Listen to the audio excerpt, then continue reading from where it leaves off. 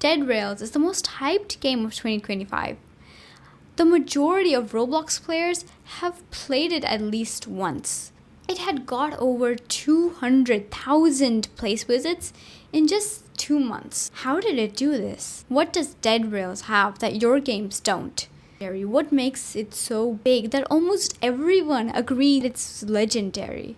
It's one of the rare games that can actually hook players for a decently long time. What in the gameplay does it have that you don't?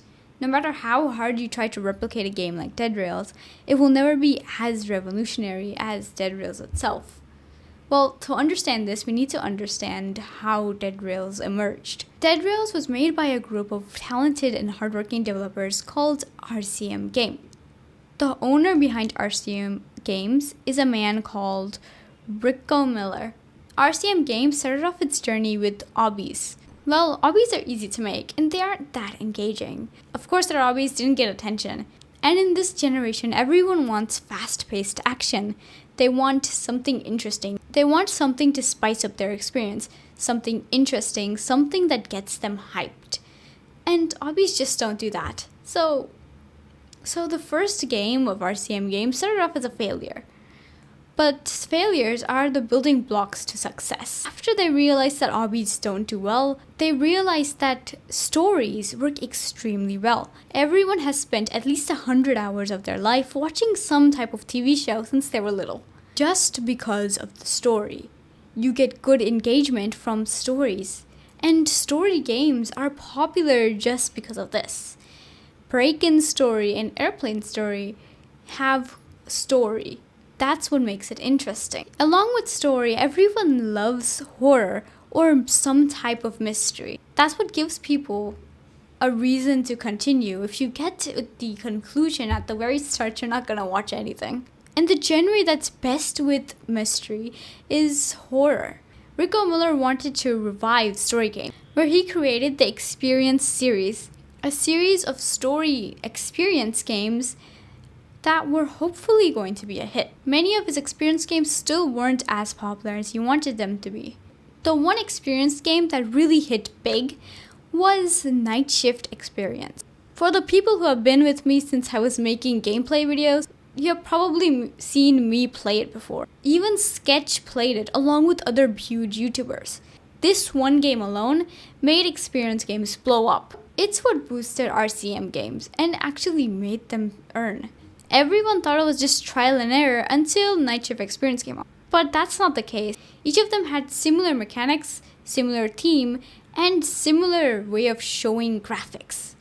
But each game tested something in the player.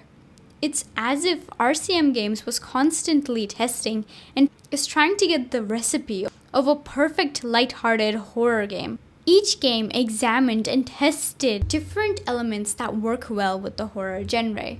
The main part of the game is aliens and apocalypse. After a while, RCM Games understood what works. Sadly, later on, even experience games started dying because they were everywhere on your Roblox front page. People just got tired of seeing them again and again on their front page, which caused its downfall. Each game that he made was to concoct the perfect game that will make thousands. Dead Rails is not just played by free players. They earned from it. I've seen people spend all their Robux and all their money just on Dead Rails itself. Dead Rails is a zombie horror game. A failed experiment occurs in a lab, causing a new virus to be made. It infected the entire world and turned them into zombies. The world became nothing but a wasteland, a dry desert filled with dust, a humid atmosphere, but cold wind as soon as it strikes night. Along with zombies, other mystical creatures started to appear. Some people transformed into hairy half-wolf beasts in the midst of night. Creatures emerge from the dark, like the ones that suck blood and hunt for people. Imagine this world. You are the only survivor left. You have to find a way to get to the end of this ruined overworld and survive. The cure takes place in Mexico. The only way to survive is to collect as much resources as possible and board a train to the exit of this wasteland. Now, if you hear the story of Dead Rails, you'll find it quite intriguing. The theme, the story itself, is what hooks players. Seeing the small details of the game, the dust, the debris, the danger of it, people love deep meanings. People want to connect. A good story can lead to your game blowing up in thousands. You have to have something present in mind. People are playing games to escape something. People are playing games because they're bored. The only way you can be the 2% that makes it is to understand what people want. People want an intriguing story. It's not necessary that your game has to have dialogues. It has to have cutscenes.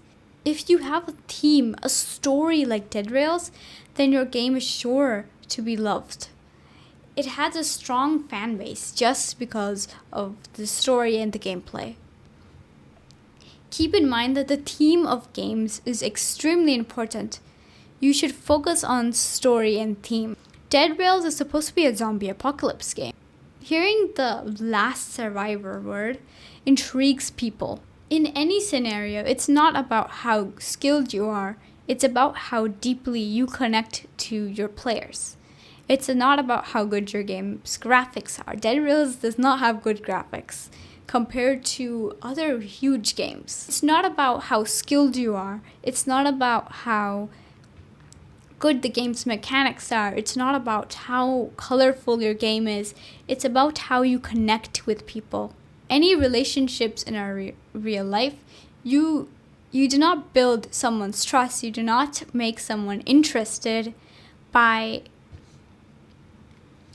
just talking about your skill set or by just talking about work. You connect with people on a personal level and intrigue them. That's what makes people excited. That's what makes people feel welcomed. And Dead Rails does exactly that with a good story. And the idea of apocalypse, like I said, it intrigues players. You're bringing out the players' survival instinct by mentioning last survivors. By making the game a wasteland, people want to feel important. People want to feel superior. The last people on Earth. If you hear a story about the last person on Earth, you are definitely going to be interested. It's not necessary that all games should have this apocalyptic idea or this zombies take over the world. You should have something unique. Zombie games are very, very loved since the start of Roblox. In 2018, zombie games really blew up. And everyone has good memories playing them. Everyone feels nostalgia playing them. Well, they did die, but RCM Games and Rico Miller decided to bring back this genre from the dead. And since it already worked well, people might play it just because it gives them old memories of how they were playing survival games back in the day. Like I said, build connection with your communities. Make your game reach to the players on a personal level. That's how you get people's attention. That's how you get people coming back. Break-In Story is a very, very old game. So even now, it's still getting players even though it's very outdated and it doesn't have as much as action as what people are craving nowadays. Mainly because it makes the player feel nostalgia because they played it a while back. They had good memories on it. People want to go back to those good memories and escape from their current times and current lives. Filled with stress, now players have high expectations. Most people have pressure to get good grades. They have to get an A in their exam. They have to get good grades. They have to start an income. They have to be responsible for their age. People want to go back in time. They want to escape it all. They say, I don't want to do this anymore. I want to go back to the old days. And giving players some nostalgia, it makes them very connected. There's a reason why old style games are coming back to life. Everyone wasn't just making Bloxy games for fun of it. They were making it so the players feel nostalgia. They get reminded of the good days when they had no stress, where they were free and young. Something more that Dead Rails has is a large community. Dead Rails did such a good job hooking the players, getting them involved in the experience in the game, that players started to get addicted to the game. Dead Rails isn't even that scary. It's not really horror, it's playful. People of all ages can play Dead Rails and enjoy it. This made Dead Rails easily shareable. Everyone kept sharing Dead Rails to their friends. They added a multiplayer feature where you had to join queues and work together as a team to survive. Everyone wants belonging. Everyone wants to be understood. This is something that most people nowadays lack. Compared to the millennial generation, people aren't going out as much. People are not creating bonds. People don't feel like they belong. They're not getting oxytocin, which is the chemical of social acceptance. Even you probably crave somebody's attention. You crave having a friend.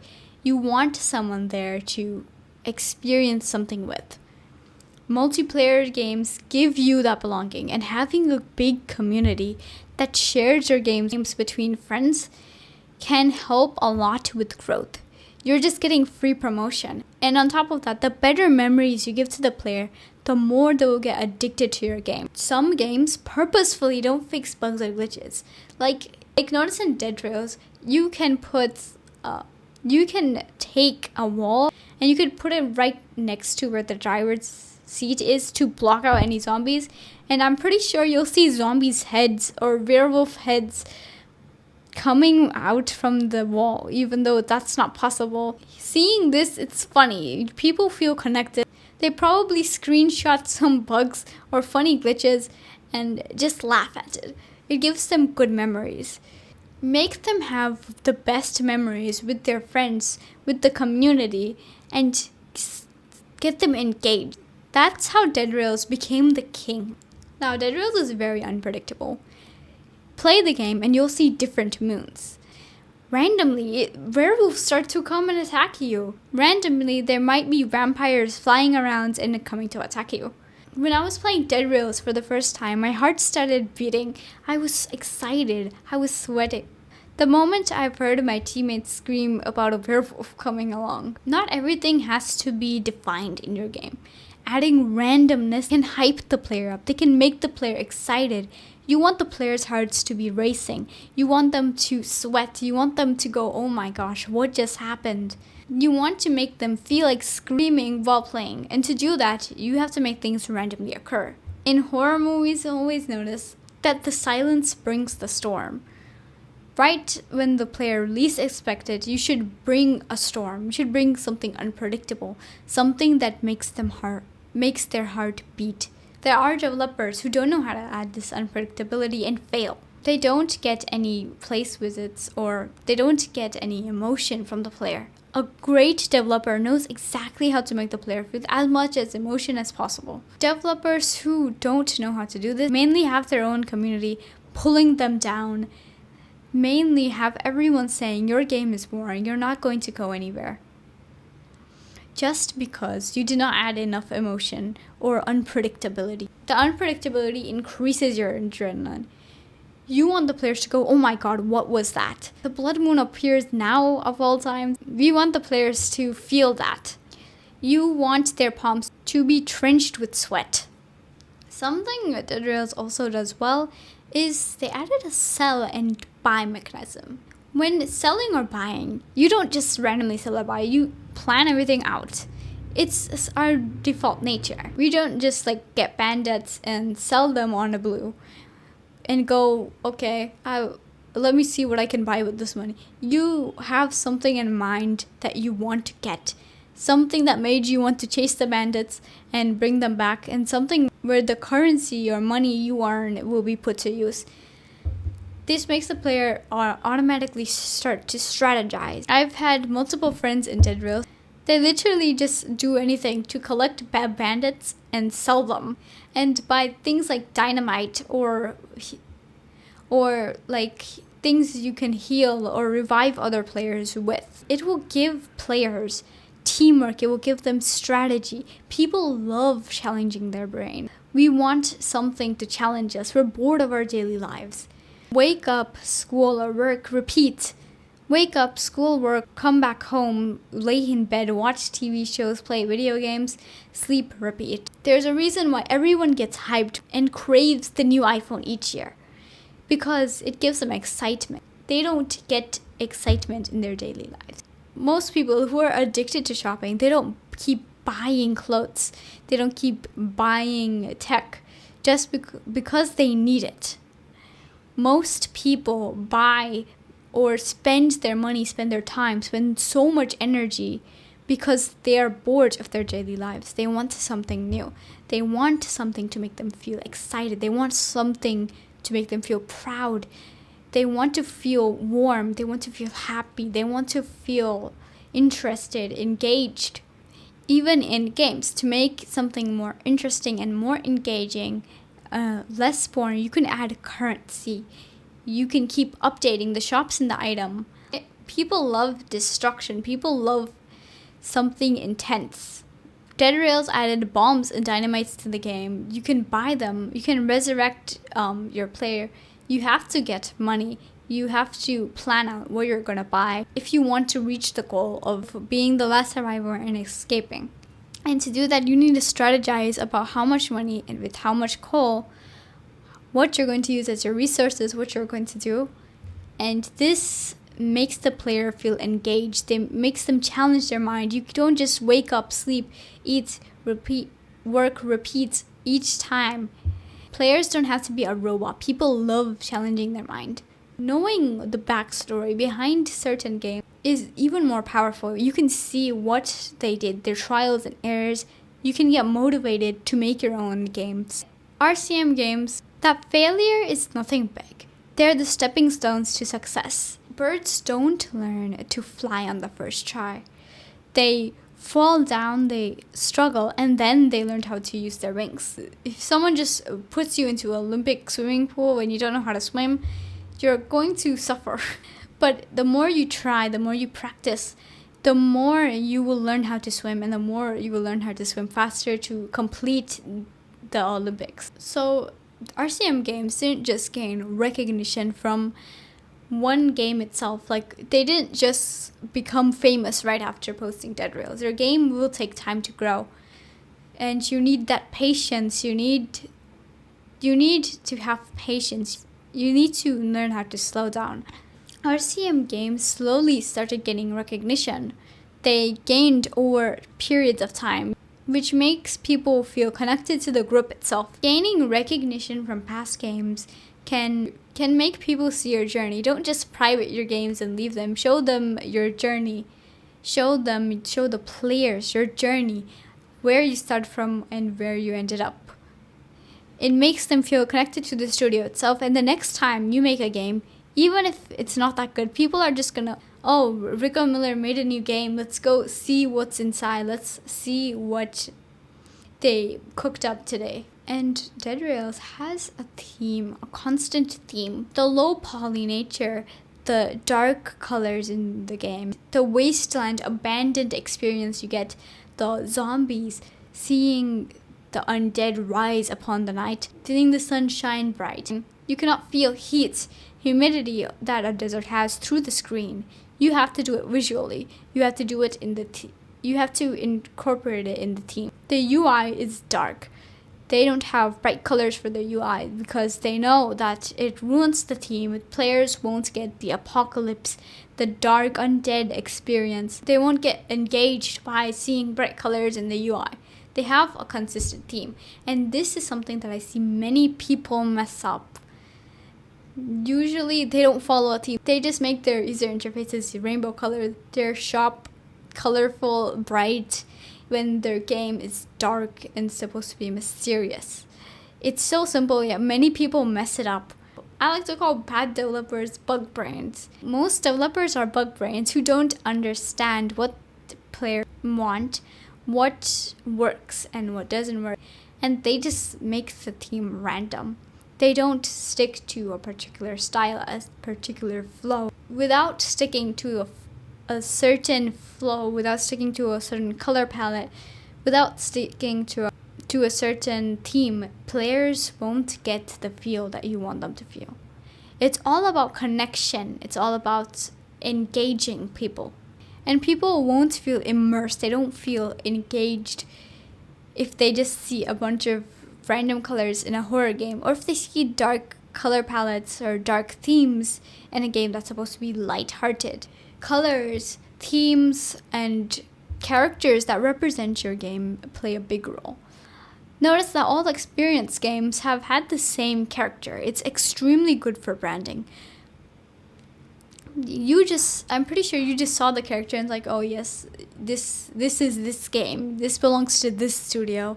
You want them to recognize you immediately the moment they see you on their suggestions, or the moment they see someone share the link of your game. Now, like I said, people are very, very, very bored in their daily lives. They don't have anything interesting. Nothing is going on. Imagine just sitting still in a room doing the same thing again and again each day. Now, because of the internet, people get new things, new experiences, new adventures, because of how big and how much you can explore on the internet. That's why people get so addicted to social media, because there's something new every time. So you have to make your game just as addictive. You have to give them something new, something unpredictable. And your game is not going to achieve the players getting connected, engaged, and so to the point that they actually spend all their money on your game. To be successful, you need to add something to spice up your game a bit. The same flavor of food is going to get boring. You need something tangy, you need something spicy, you need something that make people crave it.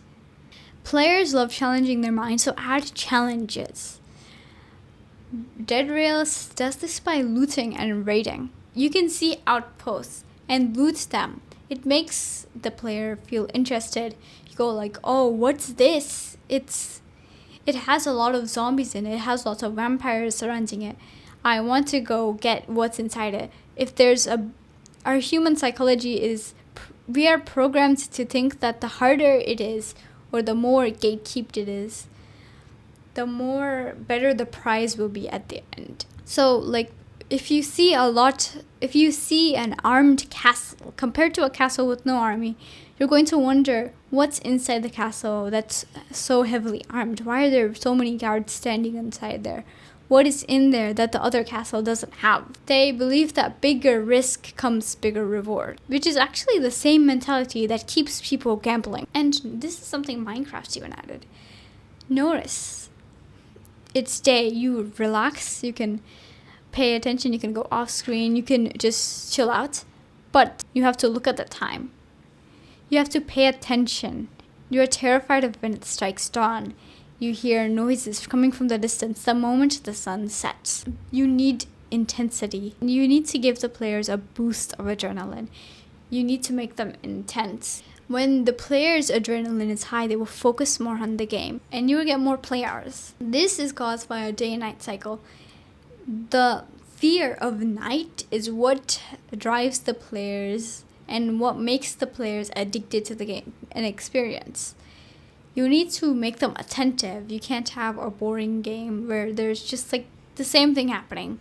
You need to add some spice to it, like I said. I've seen people try to remake Dead Rails, but none of them are as good as Dead Rails themselves. None of them are going to be as big as Dead Rails. No game that tries to copy any theme that Dead Rails has will succeed unless they understand what actually works. No bug brains are going to earn a lot as much as Dead Rails did. I'm pretty sure that most people watching this are probably trying to prove to their parents that games can blow up. I'm trying to prove to themselves. People who are craving money, they have no other choice in life, or they just make games for fun. They just try to remake it.